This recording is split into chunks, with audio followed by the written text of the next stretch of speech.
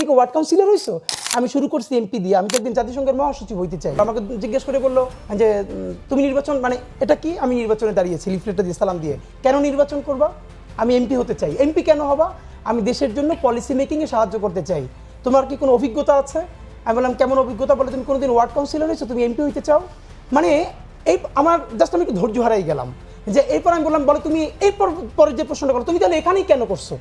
আর কোনো নাই? আমি বললাম আমি এখানের ভোটার, ঢাকা ৮-এর ভোটার, করতে সমস্যা কি?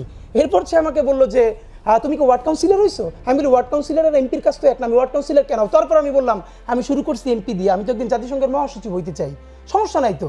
তারপর সে দেখলাম খুবই ট্রিগার্ড হয়ে গেছে।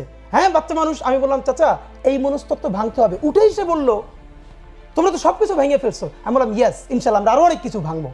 আপনারা যা যা নিতে পারেন না এই মনস্তত্ত্ব, বাচ্চারা কেন দাঁড়াবে?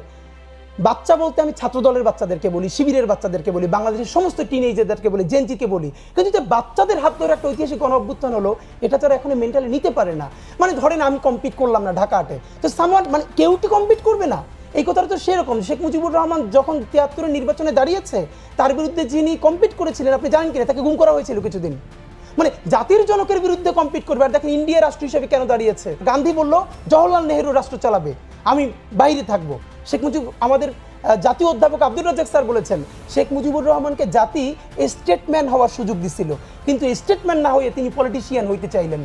তো এখন ব্যাপার হলো আমাদের যে মনস্তত্ত্ব, এখন ব্যাপার হলো আমাকে তো সবাই পছন্দ করে কম বেশি, আবার আমাদেরকে ঘৃণাও করবে। আমার যদি কারো ভালোবাসার অধিকার থাকে, আমাকে কারো ঘৃণা করবার অধিকার থাকবে না?